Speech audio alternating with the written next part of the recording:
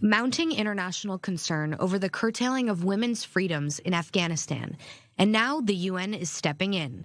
Deputy head of the UN mission in Afghanistan, Putsel Marcus, meeting the deputy prime minister of the Taliban-led government, Malvi Abdul Salam Hanafi, to discuss this latest in a series of measures rolling back women's rights.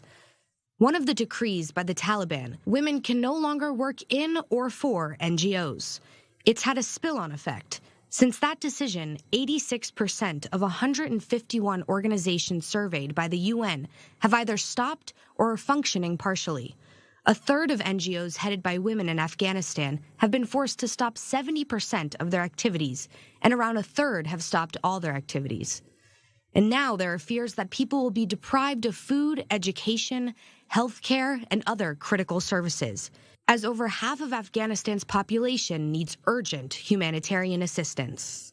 The women that work for CARE and all other NGOs are truly some of the most indispensable, because in Afghanistan, they're absolutely critical to reach those most in need. So all of this work would be at risk, and many more, literally millions of people will be suffering the consequences and are at the verge of famine.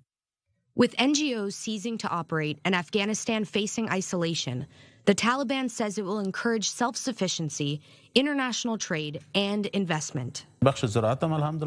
We have applicants in the agriculture field as well. Iran is interested in investing in Afghan land, which is close to water. China also wants investment in this field, and some other countries also want to invest in the field of agriculture, livestock, and industry. But the Taliban's optimism is not shared by the UN, which says it will continue its activities in the country. Let me make it very clear that United Nations and humanitarian partners are very committed to delivery of life-saving services to the people of Afghanistan. It's one of the very, probably the most difficult circumstances which I have seen in my 30-year career with UN.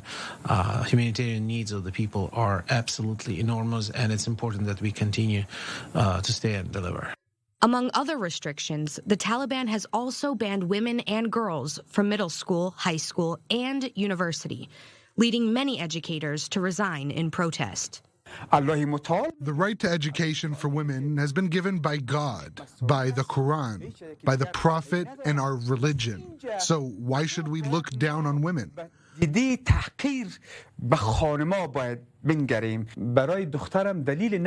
don't know how to tell my daughter to stop studying after grade 6. What crime has she committed? Women are also barred from most fields of employment, banned from parks and gyms, and ordered to wear head-to-toe clothing in public.